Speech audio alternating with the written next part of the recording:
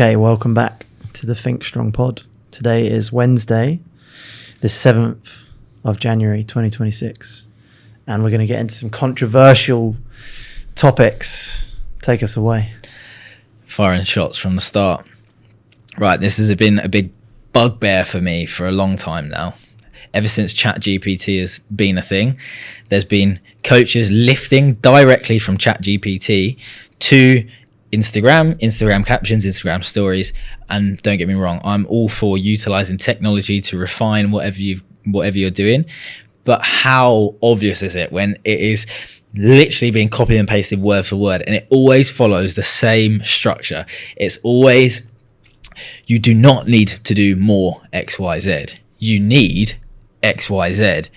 The classic thing in the CrossFit functional world is you do not need more reps, you do not need more volume.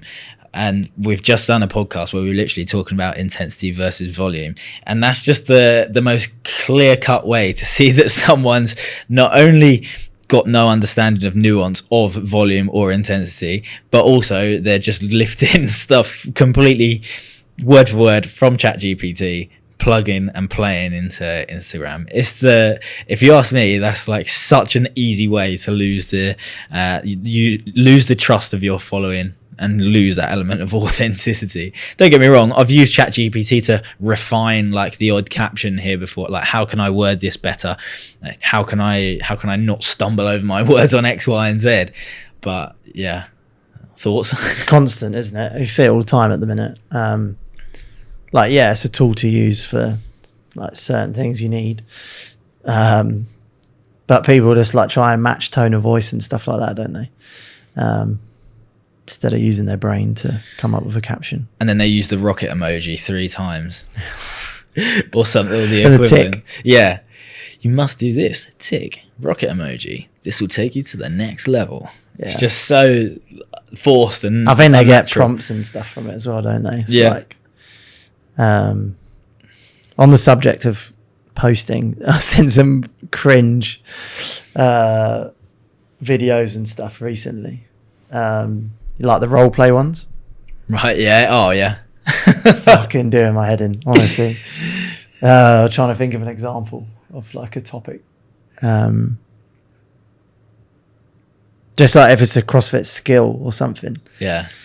And it's like a split screen of someone else in the gym pretending to be a struggling client, and they're like talking to them from the other side of the screen. Yeah. Oh, how'd you do that with your bar muscle? Oh, what? Just do this, do I? Okay, I'll try that. That's loads better. Give me a follow for more tips. Like, shut up, mate. That is, fucking hell. It's painful. Yeah, it makes me cringe so bad. I must say, on the topic of reels, one of the funniest ones of the top of my head of recent times is someone saying, oh, what, you train to failure? Holy cardio. I just go straight to failure. Oh, yeah. And he's just got the full stack on everything, goes he just stops straight away, does one half pull up, and yeah. I remember seeing that. It was very good. Like satire is so good, isn't it, on socials? Okay, controversial topics. Let's get into some trends. Fitting the social media trends like Pilates princess, a reversing progress made by strength culture. Yeah, there's it's a whole organism within itself now, isn't it? The Pilates world, and I'm not sure how in depth we've gone into Pilates on here before, but you know, there's benefits to moving your body in a different way, absolutely. But it's just when it becomes the be all and end all, they're like, oh, why would I ever touch a barbell ever again? I can do 3 sets of 12 board slides and groin stretches. Toning my body. Yeah. I'm not understanding what mechanical tension means, or applying any laws of physics to your body. Yeah, and denying a lot of like longevity protocols and stuff that that resistance training, strength training offers. Oh, I feel so much better since I stopped going to the gym. Awesome. Good feeling. Yes, because you were doing everything wrong in the first place. Yeah, when your bones disintegrate at 60 years old, don't complain. Trying to think what other trends are. I mean, we touched on it just before, didn't we? But Hyrox is very detrimental to a lot of people. Doing it in a improper way. Yeah. Obstacle course racing is very detrimental to your To your social profile. to your social standing. Yeah. It's like cycling. Yeah. Just like white middle-aged men wearing lycra but clogging their way into the bakery after like 10 miles to get a croissant. It's like, what are you getting at here? Yeah, what is the millennial or the Gen Z version of that? I'm not sure. Probably is high rocks or run clubs clogging up roads and stuff. Maybe run clubs, maybe. Yeah, don't know. World's gone mad. Sober raves at coffee shops. Oh, just drop a pinger, mate. Just drop a I'm trying to think what fitness trends are. I've got one. This is a trend, like a social media trend, and maybe relating to a podcast. We need to stop saying this because we always say, "Oh, this is something we spoke about on the podcast." Yeah, we speak about a lot of stuff on the podcast. Just move on to the next topic. Right, I'll take my own advice. But people talking about turning their life around after like going to university is like, there's actually an Aussie guy who does a really good skit on it. He was like, I was having 8, maybe 9 beers every other weekend. It was getting out of control. I've seen this one. And it's absolutely spot on for the way people are trying to just boost their social media following by telling a non-eventful story. It was like, I used to go out with my friends and have a few beers. Like, yeah, like that's actually pretty normal. But I was out of control, so I had to get my life in order. So I started running 15k every morning before work. Yeah, so nice, so good. Now I'm dedicated to the grind. Yeah. Some of these things here are so good. Just are the current trends harmful, or just different tastes? Like we said, it's harmful to you in different ways. Social profile. Having any friends, becoming an outcast. Yeah. How do these shifts affect motivation or self-image? It motivates me to lift a barbell more often. Should coaches push back or adapt? I think coaches should hold some. I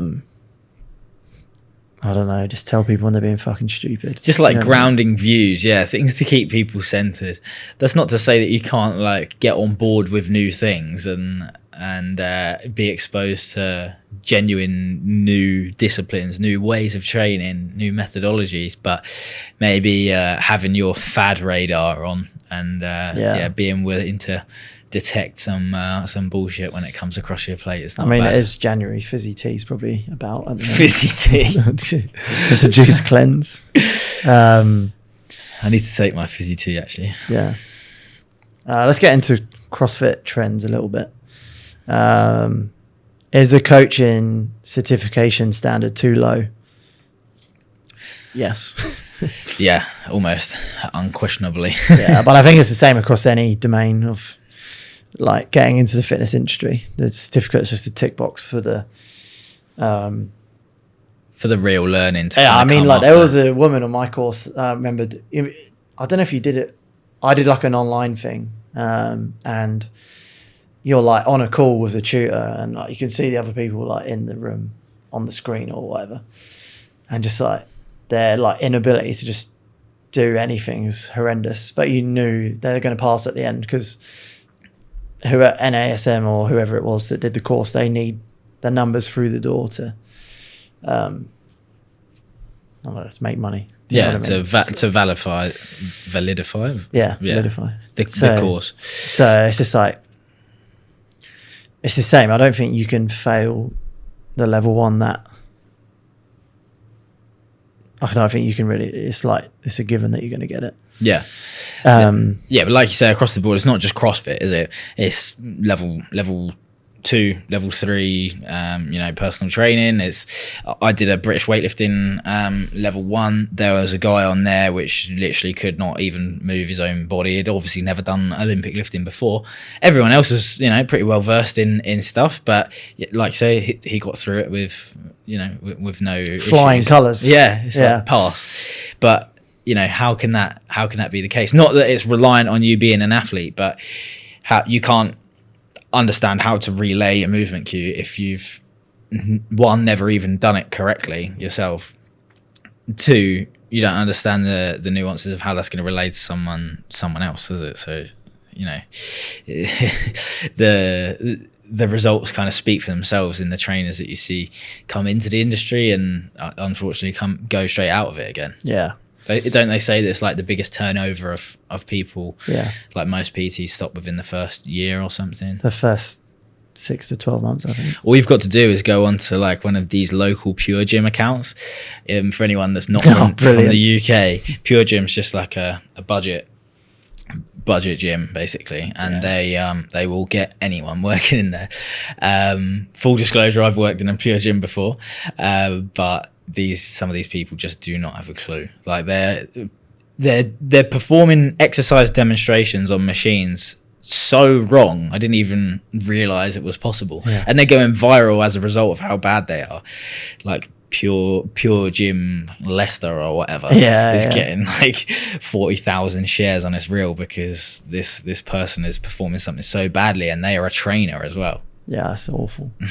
But yeah, I think the standards or the barrier to entry should be higher, or it should be a continual like progression after that. You have to reach certain markers, really. Yeah. Like in what other, think back to like us in the trade, like you would always have to renew or like validify that you are able still to do your job at a decent level. Yeah. But in the fitness industry, you just get your qualification, do a high rocks, and then you're a coach. Yeah, you become a high rocks master athlete, and you're master trainer. Sorry, and you're immune. You're immune to any real knowledge. Yeah. Is CrossFit unsafe or just misunderstood? Yeah, absolutely. Oh, would I say misunderstood?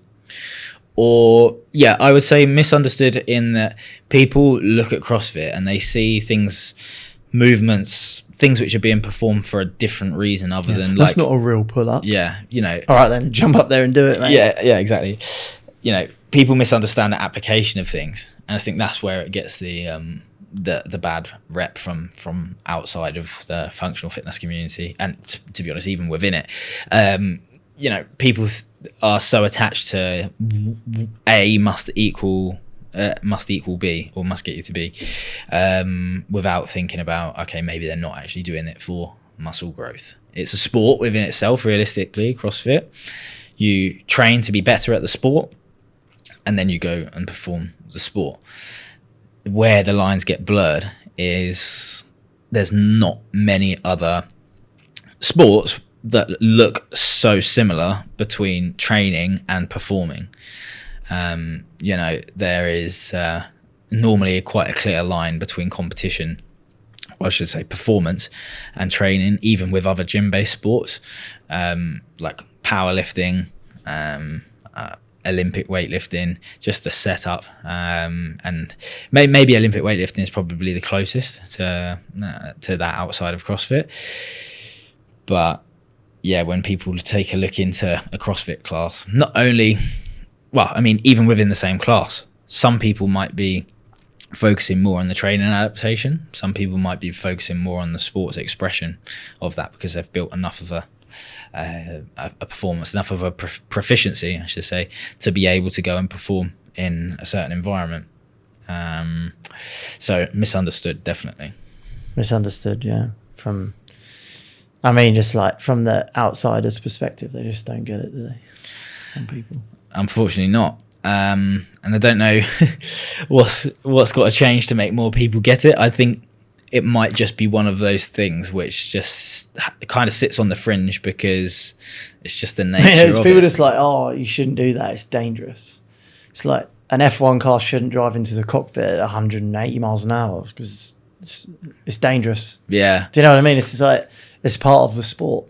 So why would you like pick on that one thing? It's like, yeah, you don't say that about boxers, to the same extent. I wonder if it's just because people have that attachment because a lot of people move their body, a lot of people go to the gym, therefore they have this attachment to thinking they have the right almost to say that's dangerous, don't do that. And like a solid CrossFit athlete, not even that high level, is probably going to do double the amount of pull-ups that said person is saying. Yeah, all of their like basic fitness markers, longevity markers, whatever you're testing them against, probably they're going to outperform them by a huge amount. This is not on there, but I just came into my head. Should everyone do some form of cardiovascular fitness? Yeah, I think so. I mean, you don't have to be pushing it to a certain extent, and it doesn't even have to be gym based, but your heart rate should be elevated at some stage in your life for sure. Yeah, I just heard someone say it the other day. They were like, not doing conditioning is fine for sports performance, but what's not good for sports performance is dying from a stroke or a heart attack. Yeah. Do you know what I mean? Yeah. You know, people are just like, I don't want to do, like, I don't really like cardio. It's like, you will probably die earlier then. It's not really an opt-in or an opt-out thing. So, yeah. Just go for a walk. Fucking hell. Recording workouts should be banned in gyms. I mean, I record a lot of stuff in the gym. Whether I think it should be banned or not, no. I think some people should maybe be banned from excessive exposure to their own phone while training. Yeah. Definitely has a. I'd be interested to see if it has a net positive or net negative impact across everyone. When you look at the amount of people that are just fanning about with their phones rather than How much do you think it would affect the difference in results and like training culture if we remove phones from a gym? That's the thing, because when you look at the net impact of social media and getting people into training and stuff, it is quite big and it is quite good. But if you looked at it from a more isolated setting of like the culture within the gym, I look back to like when I started going to the gym, I didn't even have a phone. Yeah.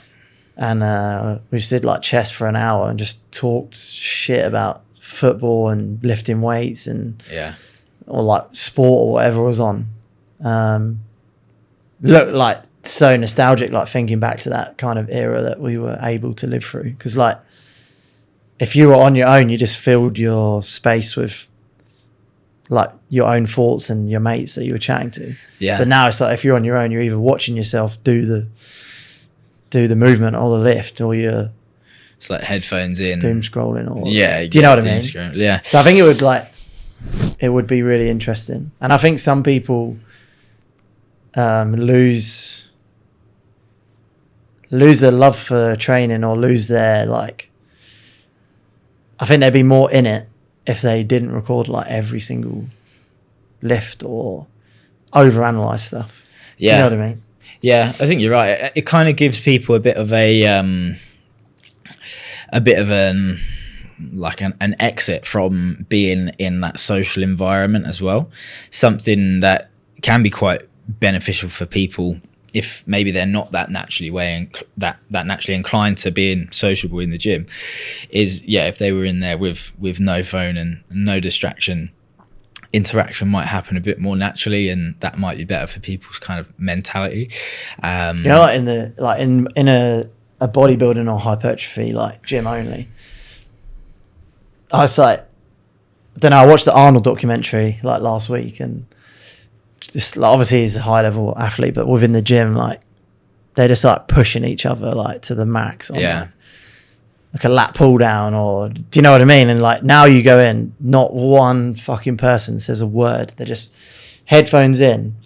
And I'm like, how much progress would you make from someone like maybe just like motivating you a little bit more? Or like, do you know what I mean? It's like you don't really have training partners much now. Yeah, no, that's true. Whether that's the gym that we're training in or not, I don't know. I think it's everywhere. Yeah, probably true. I find that if someone asks me to spot them on the bench, like naturally I'll like be encouraging them. Yeah, do you know what I mean? Get the last That's rep. like, I miss that a lot. Yeah. Yeah, like just like, don't know, getting fucking up for a bench press session or something. Yeah. Do you know what I mean? Like, yeah, and when you are in those gyms where the culture is a bit more open, it's not unnatural for some random person to just walk past you and just be like, to spot you, to encourage you to become your training partner for 10 seconds and then move on. And then, you know, those small interactions you have, are quite cool. And even in kind of like a group training setting, like I said, pushing that culture with getting more people to buy in, bringing people out of their shells to interact, and that would get people probably training with people in their immediate circle a little bit more. People that are, you know, consistent doom scrollers probably are the same people which are maybe doom scrolling into the science-based thing and getting that kind of taste of, I know what's better because I've watched more reels on this topic than everyone else.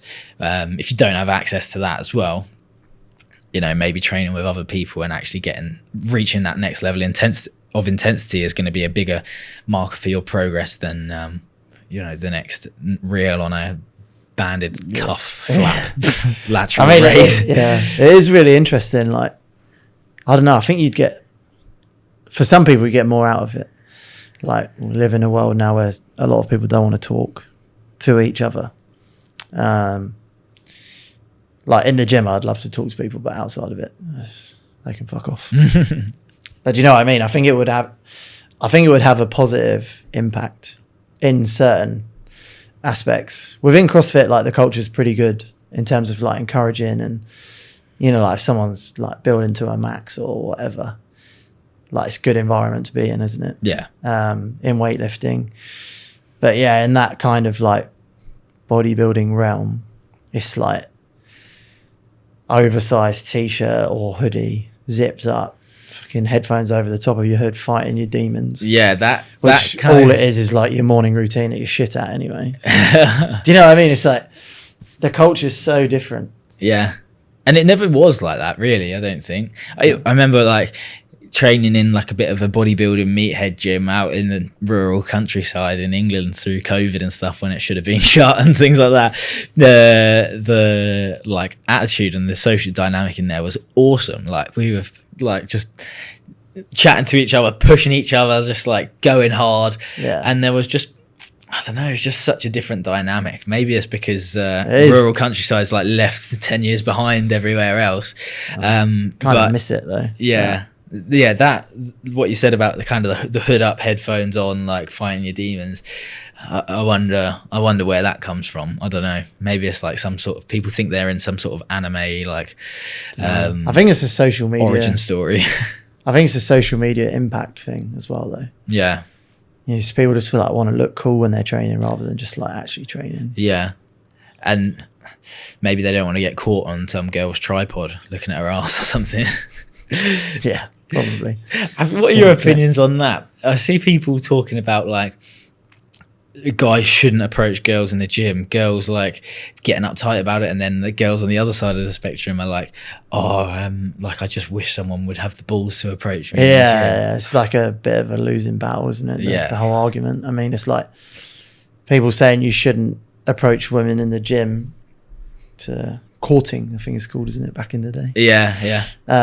But they'll happily go to a run club for 7 weeks consistently and to sniff a girl's hair, heart attack, just to look at her vapor flies from a 10 Is that what you call it nowadays?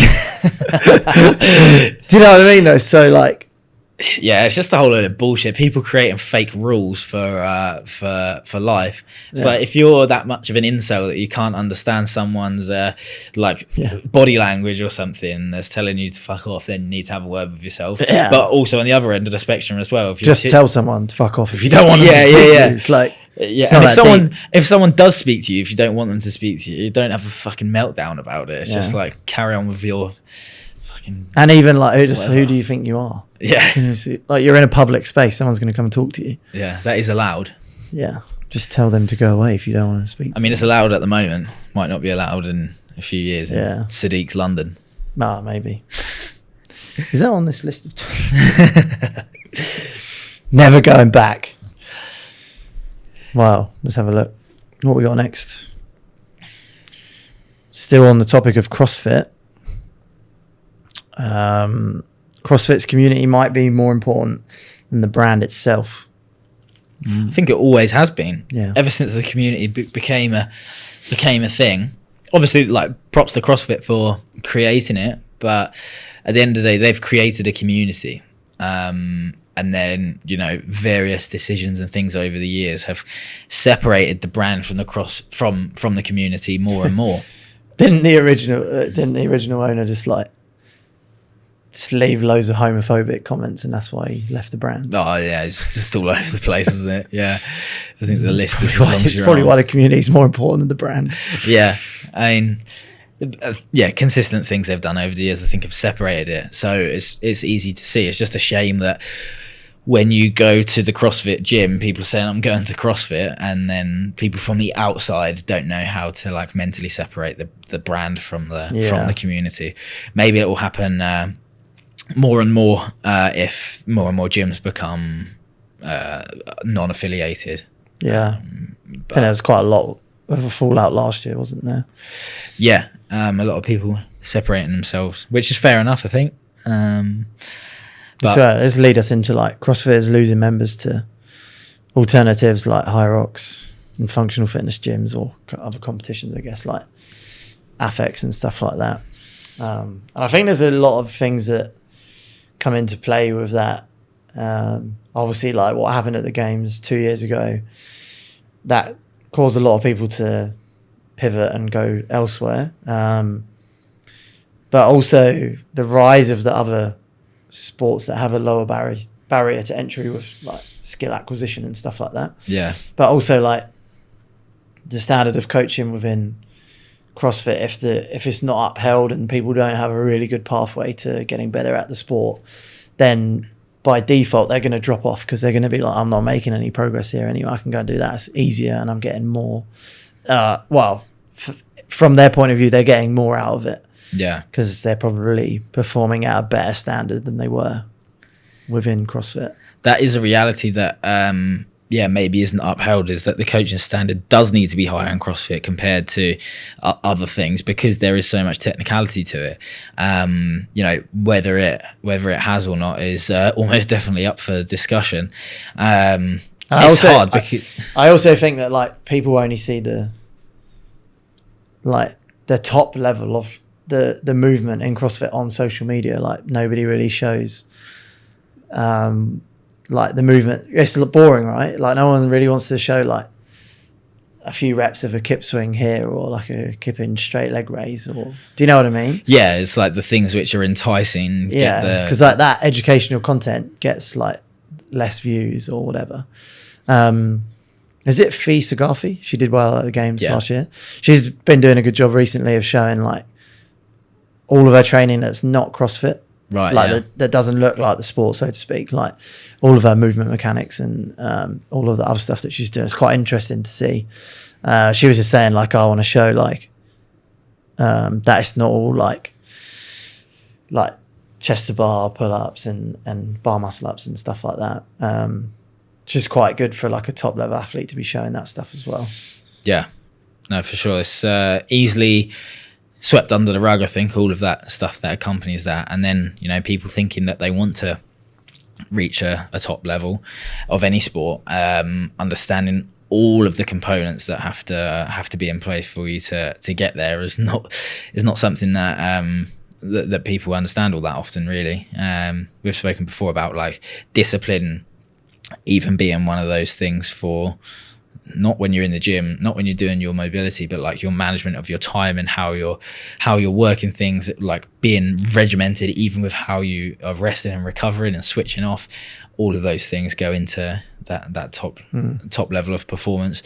And yeah, it's very hard to relay that at a digestible level to people that maybe want to get better. You know, even if it's not go to the CrossFit Games, even if it's get fit or whatever for a competition, maybe an element of that has to be filtered down to to its own digestible size for that person to take Yeah. on board as well.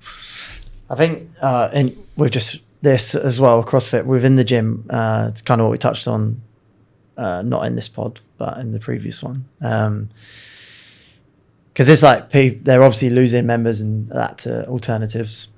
What does that mean for like, what do you think they could do better within a box in the setting, like manipulate the programming, like obviously there's the methodology that is always there, but the people that own the box or the coaches, they could manipulate like better programming to create that pathway. Do you know what I mean? It's yeah. I think one of the biggest sellers for CrossFit is that it's like you can be an everyday athlete going up against like doing the same workout as someone who really is elite.